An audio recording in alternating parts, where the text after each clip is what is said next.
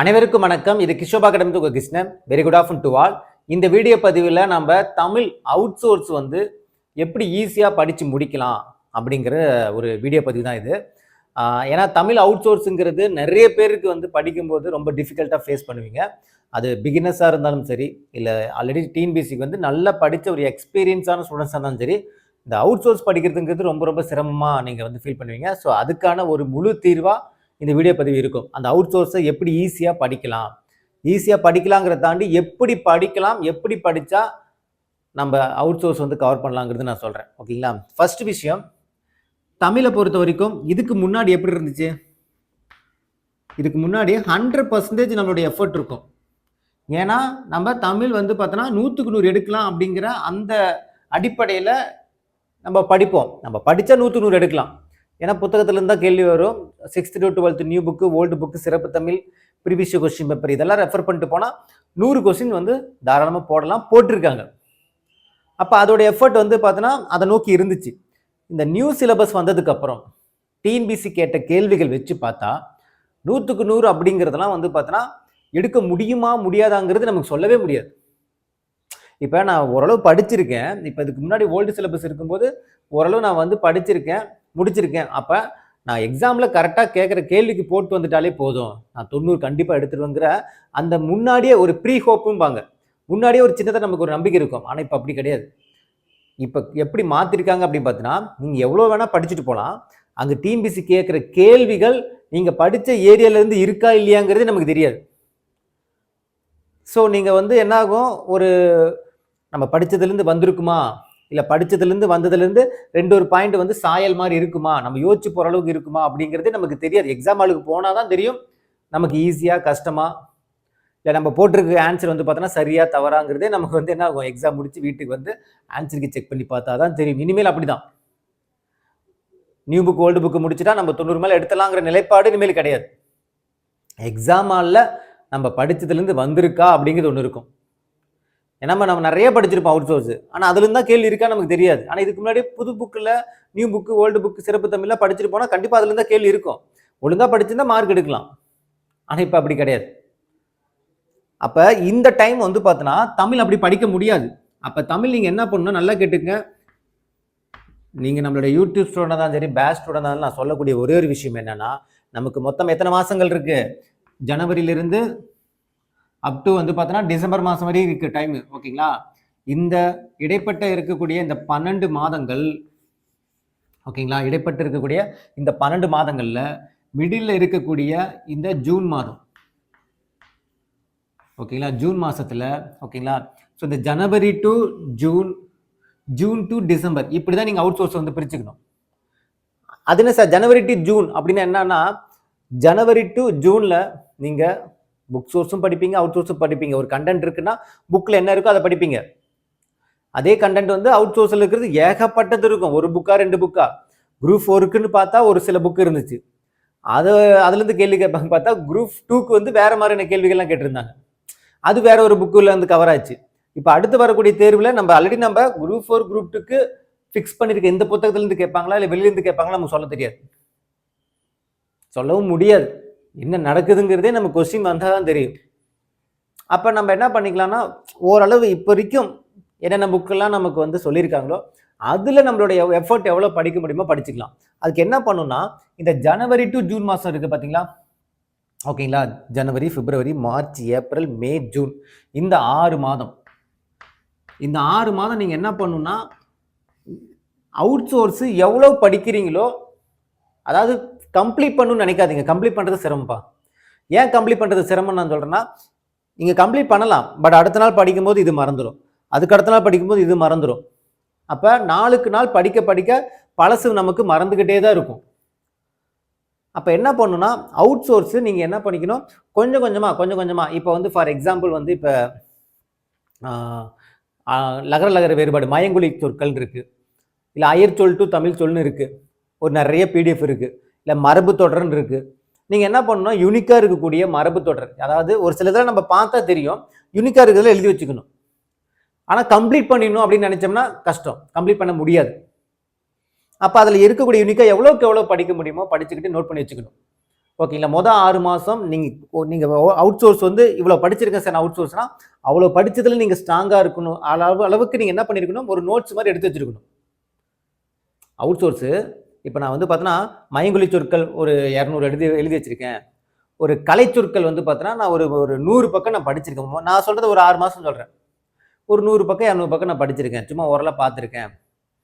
அப்புறம் அயற்சொல் தமிழ் சொல்லலாம் கொஞ்சம் பார்த்துருக்கேன். பிரித்தெழுத்து கொஞ்சம் பார்த்துருக்கேன். ஸோ இதெல்லாம் கொஞ்சம் எது நீங்கள் வந்து பார்த்துருக்கீங்களோ கன்ஃபார்மாக நல்லா உங்களுக்கு வந்து ஈஸியாக அதே மாதிரி யூனிக்காக இருக்கக்கூடிய தகவலை நோட் பண்ணி வச்சிருக்கீங்களோ அதெல்லாம் ஒரு நோட்டில் வச்சுக்கோங்க. அவுட் சோர்ஸ்னு ஒரு நோட்டு போட்டு எவ்வளோக்கு எவ்வளோ நீங்கள் அதை நோட் பண்ணி வச்சிங்களோ நோட் பண்ணி வச்சுக்கோங்க. மொதல் 6 மாதம் ரொம்ப எஃபர்ட்டிவாக முடிக்கணுங்கிற மாதிரி நீங்கள் பண்ணினீங்கன்னா, அதாவது இந்த புக்கே நான் முடிச்சிடணும், கலைச்சொல் வந்து பார்த்தோன்னா இன்றைக்கி உட்காந்து 200 பக்கம் 300 பக்கம் நான் படிச்சுன்னு நினச்சா படிக்க முடியாது. படித்தாலும் தலையில் நிற்காது. அதுதான் இங்கே உண்மை. ஏன்னா எவ்வளோ படிக்க வேண்டியது இருக்குது. தமிழ் மட்டுமா நமக்கு சிலபஸ்ஸு? அப்போ மொதல் 6 மாதம் நீங்கள் அந்த டச்சில் இருக்கணும் அப்படிங்கிறதுக்காக தான் அந்த அவுட் சோர்ஸ் வந்து கொஞ்சம் கொஞ்சமாக எவ்வளோ படிக்கணும் நோட்ஸ் எடுத்து எழுதிங்க. நான் சொல்கிறேன்ல, எவ்வளோ படிக்கிறீங்களோ சார் அது போதுமானதா அப்படின்னு கேட்டால் நமக்கு தெரியாது. போதுமானதா அப்படின்னு கேட்டால் தெரியாது. ஏன்னா எங்கிருந்து கேள்வி கேட்கலாம் தெரியாது. நீங்கள் எழுதுகிற நோட்ஸ்லேருந்து கேள்வி கேட்கலாம், அதில் ஒரு கேள்வி இடம்பெறலாம், எப்படி வேணா இருக்கலாம். ஸோ நாம் என்ன பண்ணிக்கணும், யூனிக்காக டெய்லியுமே கொஞ்சம் அவுட் சோர்ஸில் டச்சில் வச்சுக்கிட்டு கொஞ்சம் கொஞ்சமாக படிச்சுட்டே இருக்கணும். நம்ம ஸ்டடி பிளான் நம்ம கொடுத்துருப்போம். பேட்ச் கூட நான் வந்து பார்த்தா அவுட் சோர்ஸ் கொடுத்துருப்பேன். அப்போ எல்லாத்தையும் படிக்க முடியுமானா படிக்க முடியாது. அது ஓரலாக என்னங்கிறது ஒரு ரீட் பண்ணிவிட்டு என்னங்கிறது ரீட் பண்ணிவிட்டு யூனிக்காக இருக்கக்கூடிய தகவல் நம்ம நோட் பண்ணி வச்சுக்கிட்டு அப்படியே டச்சில் வச்சுட்டு படிச்சுக்கிட்டே வரணும் மொதல் 6 மாதம். ஏன்னா அது அது அது அது ஒரு ஸ்டாண்டுக்குள்ளே கொண்டு வரதுக்கு 6 மாதம் ஆகிடும். அடுத்த 6 மாதம் இருக்குது பார்த்தீங்களா, இதுதான் உங்களுக்கு தேவை. அடுத்த 6 மாதம் எப்படின்னா உங்களுடைய ப்ரிப்பரேஷனோட லெவல் வந்து அடுத்த ஸ்டேஜுக்கு போகும். இன்னும் கொஞ்சம் ஸ்ட்ராங்காக வந்து என்ன பண்ணுவீங்க, படிக்க ஆரம்பிப்பீங்க. இன்னும் கொஞ்சம் வேகமாக படிக்க ஆரம்பிப்பீங்க. அப்போ கடைசி ஒரு 6 மாதம் இருக்கும்போது பார்த்தீங்கன்னா ஒரே வீடியோவில் இப்போ வந்து பார்த்தீங்கன்னா கலைச்சொற்கள் இருக்கா, கலைச்சொற்கள் வந்து பார்த்தீங்கன்னா ஒரு 1200 பக்கம் இருக்குன்னு வச்சுங்களேன். ஓகே, ஒரு லைவில் வந்துட்டு ஒரு 100 பக்கம் கலைச்சொற்கள் இன்னைக்கு பார்க்கலாம்ப்பா. ஒரு 100 பக்கம் கூட ஒரு 50 பக்கம் இருக்கக்கூடிய ஒரு கலைச்சொற்கள் பார்க்கலாம்.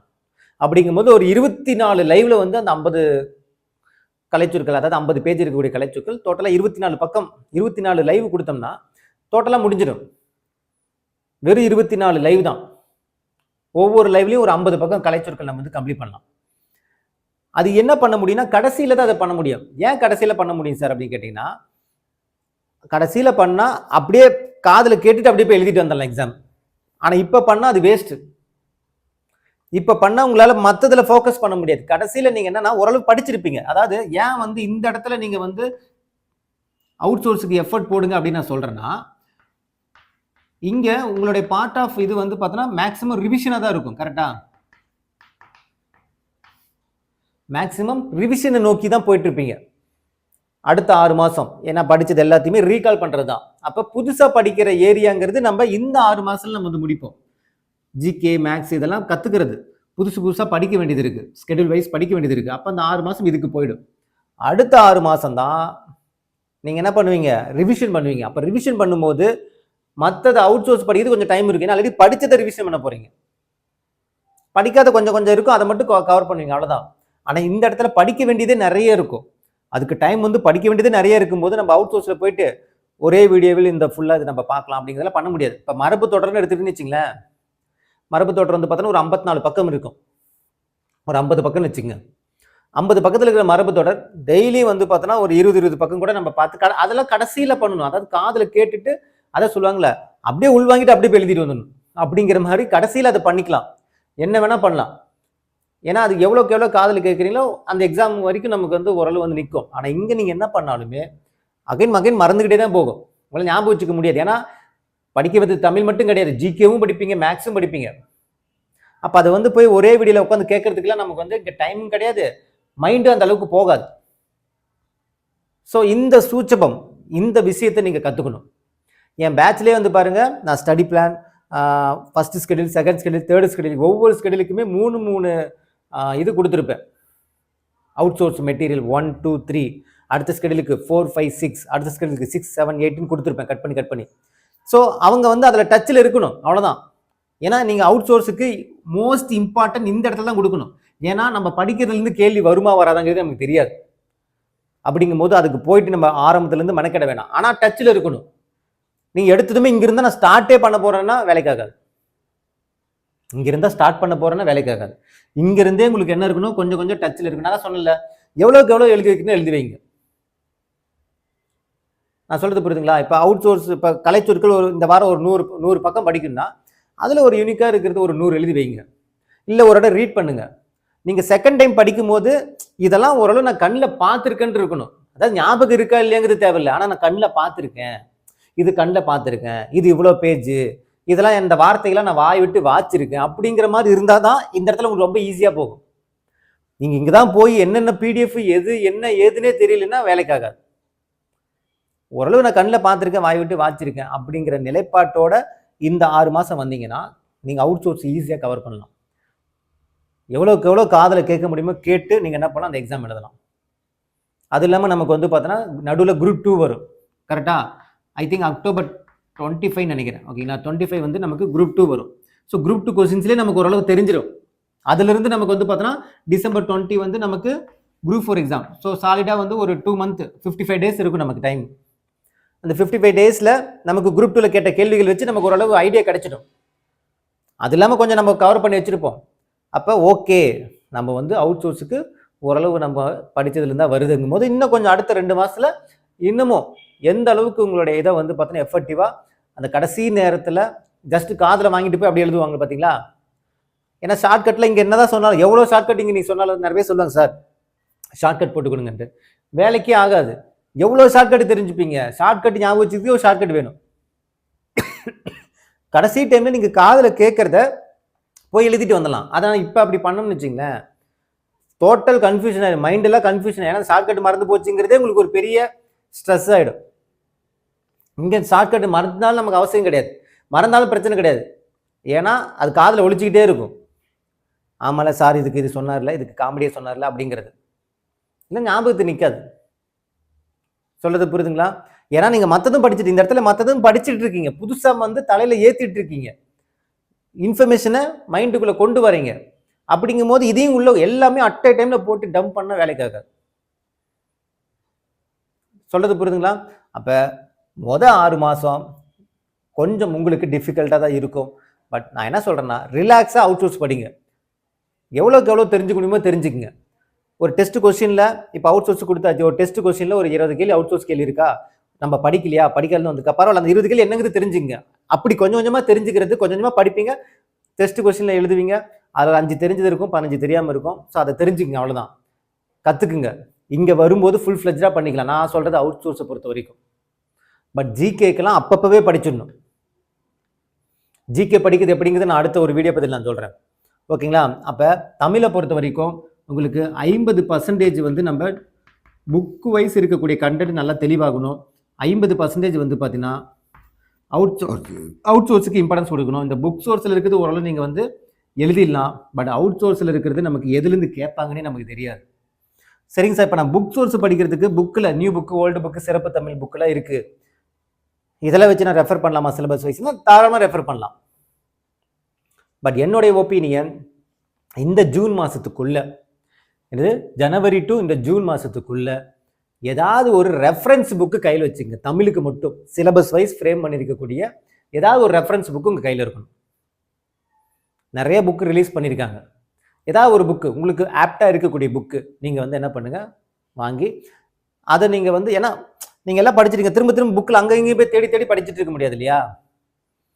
நான் சொல்கிறது புரியுதுங்களா உங்களுக்கு? அங்கே ஒன்று இருக்குது, இங்கே ஒன்று இருக்கும், அதை தேடுறதுக்கு பின்னாடி டைம் கிடைக்காது. ஓரளவு வந்து இப்போதைக்கு புக்கில் இருக்குது, நீங்கள் படிச்சிட்டீங்க, அப்புறம் ரிவிஷன் பண்ணுறதுக்கு எல்லாமே சிலபஸ் வைஸ் புக்கில் இருக்கக்கூடிய தகவல். நான் சொல்கிறது ஸ்கூல் புக்கில் இருக்கக்கூடிய தகவலை யார் வந்து ஃப்ரேம் பண்ணி வச்சுருக்காங்களோ அந்த புக்கு நீங்கள் கொஞ்சம் வாங்கிட்டீங்கன்னா கொஞ்சம் ஈஸியாக இருக்கும். நிறைய புக்கு அவைலபிளாக இருக்குது. நான் 2-3 புக்கு நான் சஜஷன் நான் பண்ணுறேன், தனியாக ஒரு வீடியோவில் வந்து சஜஷன் கொடுக்குறேன். முடிஞ்சால் அந்த புக்கு வாங்கிக்கிங்க. இல்லை சார் நான் இனிஷியலாகவே வாங்கிக்கிறேன்னா ரொம்ப ரொம்ப நல்லது.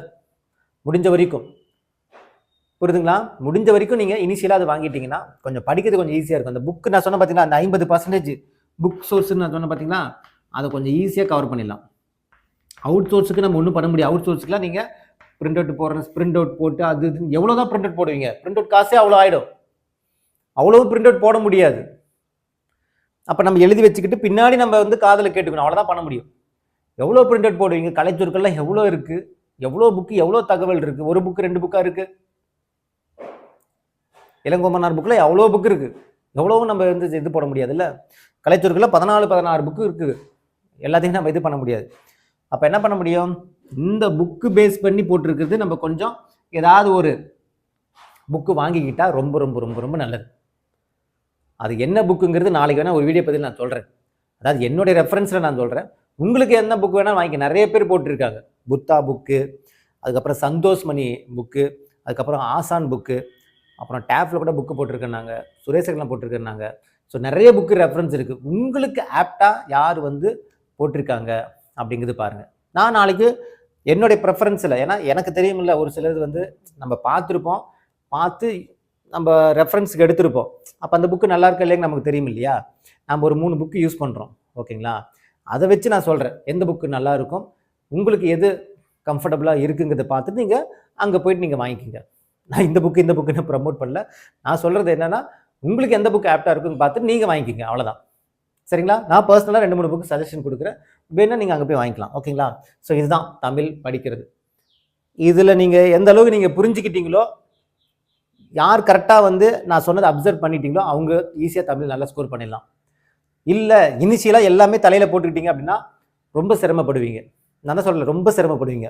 உங்களுடைய மொதல் 6 மாதம், ஃபஸ்ட்டு 6 மாதம் உங்களுடைய டார்கெட் என்ன தெரியுமா, ஜனவரி டு ஜூனு. அவுட் சோர்ஸு கொஞ்சமாக, ரொம்பலாம் தேவையில்லை, கொஞ்சமாக ஒரு 20 to 30% நீங்கள் வந்து படித்தாலே போதும். பட் நம்ம ஸ்கெடியூலில் கொடுக்கும்போது கொடுத்து தான் ஆகணும், வேறு வழி கிடையாது. ஸ்கெடியூலில் கொடுக்கும்போது கொடுத்தாகணும். அந்த ஸ்கெடியூலுக்காக நீங்கள் கொஞ்சம் படிக்கிறீங்களா, அதுவே வந்து உங்களுக்கு 20-30% கவர் ஆகும், ஓகேங்களா. அதுக்கப்புறம் அவுட் சோர்ஸுக்கு 20 to 30% புக்கு கொஞ்சம் கவர் பண்ணிடணும், அவ்வளோதான். புக் சோர்ஸு கொஞ்சம் கவர் பண்ணிடணும், முடிஞ்ச வரைக்கும் புக் சோர்ஸு கவர் பண்ணிக்கணும். அப்போ புக் சோர்ஸுக்கு கவர் பண்ணுறது நீங்கள் ஸ்கூல் புக்கில் வச்சுருப்பீங்க, இருந்தாலும் ஒரு எல்லாமே ஒரே பக்கத்தில் வர்ற மாதிரி ஒரு ரெஃபரன்ஸ் புக் வச்சுக்கிட்டிங்கன்னா இன்னமும் பெட்டர். டக்குன்னு முடிச்சுடுவீங்க, அவ்வளோதான். தேடுறதுக்கான டைம் வந்து உங்களுக்கு கொஞ்சம் கம்மியாயிடும். அடுத்த 6 மாதம் தான் அவுட் சோர்ஸ் 70% நம்ம வந்து கவர் பண்ணுவோம். அது ஃபுல்லாகவே வந்து பார்த்தோன்னா லிசனிங் காதில் கேட்குறதுலேயே நம்ம வந்து முக்கால்வாசி கவர் பண்ணணும். புக் சோர்ஸை நம்ம என்ன பண்ணணும், ரிவிஷன் பண்ணணும், அவ்வளோதான். புக் என்ன பண்ணணும், ரிவிஷன் பண்ணணும். This is the method for getting high mark in Tamil. இதை கரெக்டாக ஃபாலோ பண்ணிங்கன்னா தமிழில் நல்ல ஸ்கோர் பண்ணலாம். இது என்னுடைய ஐடியா, ஓகேங்களா. ஸோ இது கண்டிப்பாக ஒர்க் அவுட் ஆகும், நீங்கள் ஃபாலோ பண்ணி பாருங்கள். இதில் ஏதாவது கன்ஃபியூஷன் ஆயிடுச்சு அப்படின்னா உங்களுக்கு சிரமமாக இருக்கும். நீங்கள் முன்னாடியே அவுட் சோர்ஸை முடிக்கிறதுங்கிறதுலாம் வந்து அப்போ மற்றபடி ஜிகே தமிழ் இதிலெல்லாம் ஃபோக்கஸ் பண்ண முடியாமல் போயிடும். ஏன்னா அவுட் சோர்ஸ்லேருந்து நம்ம எவ்வளோ கேட்பாங்க, நம்ம உறுதித்தன்மை இல்லை. நம்ம படிக்கிறதுலேருந்து வருமாங்கிறது உறுதி கிடையாது. எதில் உறுதி இருக்கும், கலைச்சொற்கள். ஓகே, 2.5 லட்சம் கலைச்சொற்கள் படித்தா 10 மார்க் கன்ஃபார்முக்கு தெரியும். நான் 2.5 லட்சம் படிக்க முடியுமா, சாத்தியமா, படித்தாலும் ஞாபகம் வச்சுக்க முடியுமாங்கிறது நிறைய இருக்கு இல்லையா. அதுக்காக நம்ம படிக்காமலும் போக முடியாது. பட் எஃபர்ட் எப்படி இருக்கணும், கொஞ்சம் பிரித்து வச்சுக்கிட்டா தான் மற்றதுக்கு நம்ம வந்து என்ன பண்ண முடியும், ஃபோக்கஸ் பண்ணி நம்ம சைட் பை சைடாக ஜிகேவும் படிக்கணும், மேக்ஸும் படிக்கணும். வெறும் கலைச்சொற்கள் மட்டுமே நமக்கு வந்து 200 மார்க் கிடையாது.